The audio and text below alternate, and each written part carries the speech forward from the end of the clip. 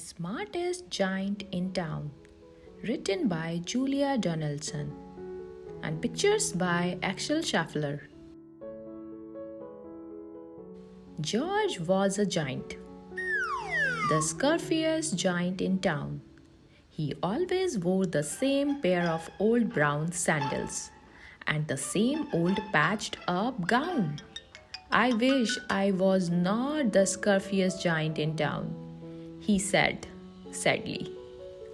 But one day, George noticed a new shop.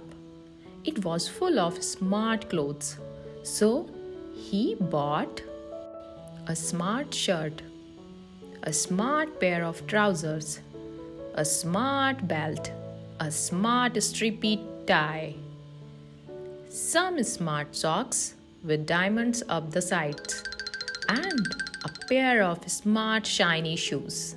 Now I am the smartest giant in town, he said proudly. George left his old clothes behind in the shop. He was about to go home when he heard a sound. On the pavement stood a giraffe who was sniffing sadly. "What's the matter?" asked George. "It's my neck," said the giraffe. "It's so very long and so very cold. I wish I had a long, warm scarf." "Cheer up," said George, and he took off his stripy tie. "It didn't match my socks anyway," he said, as he bound it round and round the giraffe's neck. It made a wonderful scarf. "Thank you," said the giraffe. As George strode towards home, he sang to himself, "My tie is a scarf for a cold giraffe. But look me up and down, I am the smartest giant in town." George came to a river. On a boat stood a goat who was bleating loudly. "What's the matter?" asked George. "It's my sail," said the goat. "It blew away in a storm. I wish I had a strong new sail for my boat." "Cheer up," said George, and he took off his new white shirt. "It kept coming untucked anyway," he said, as he tied it to the mast of the goat's boat. It made a magnificent sail. "Thank you," said the goat. George strode on, singing to himself, "My tie is a scarf for a cold giraffe. My search on a boat as a sail for a goat. But look me up and down, I am the smartest giant in town." George came to a tiny ruined house. Beside the house stood a white mouse with lots of baby mice. They were all squeaking. "What's the matter?" asked George. "It's our house," squeaked the mother mouse.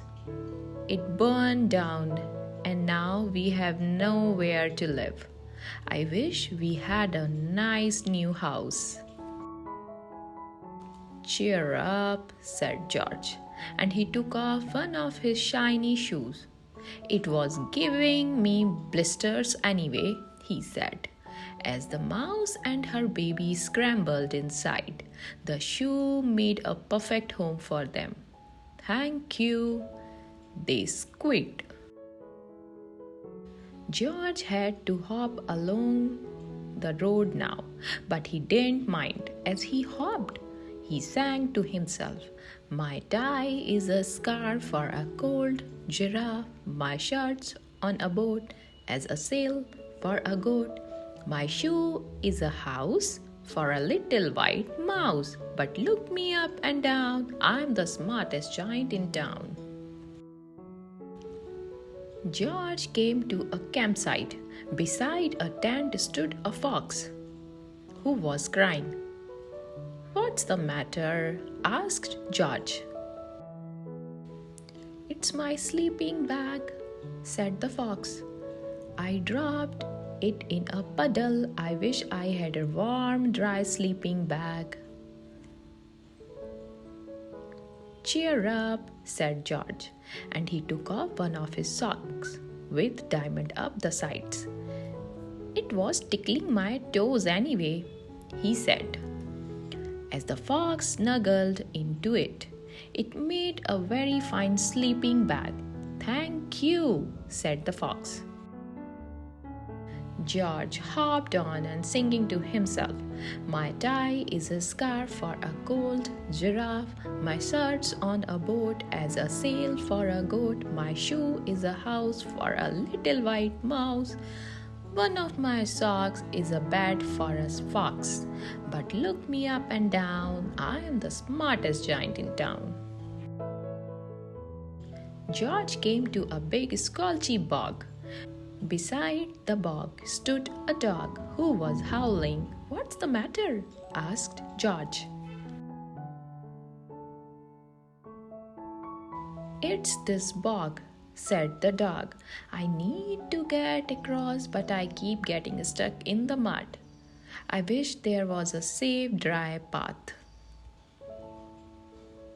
"Cheer up," said George, and he took off his smart new belt. "It was squishing my tummy anyway," he said, as he laid it down over the bog. "It made an excellent path." "Thank you," said the dog. The wind started to blow, but George didn't mind.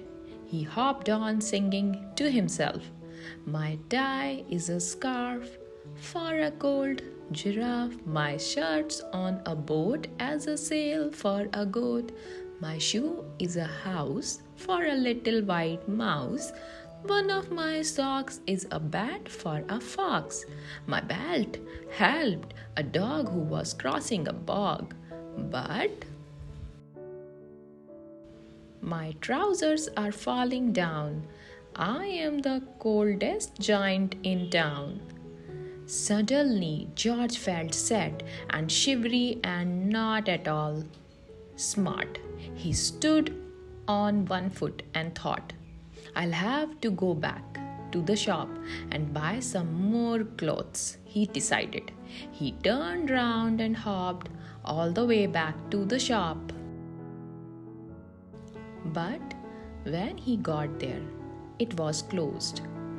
"Oh no!" cried George. He sank down onto the doorstep, and a tear ran down his nose.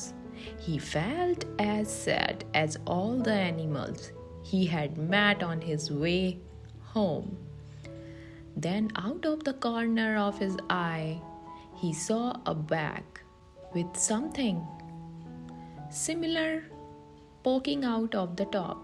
George took a closer look. "My gown," he yelled.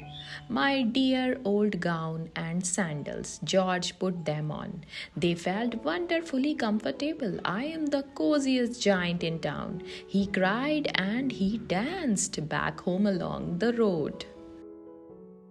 Outside his front door stood all the animals he had helped. They were carrying an enormous present. "Come on, George," they said. "Open it." George untied the ribbon. Inside was a beautiful gold paper crown and a card. "Look inside the card, George," said the animal. George put the crown on his head and opened the card.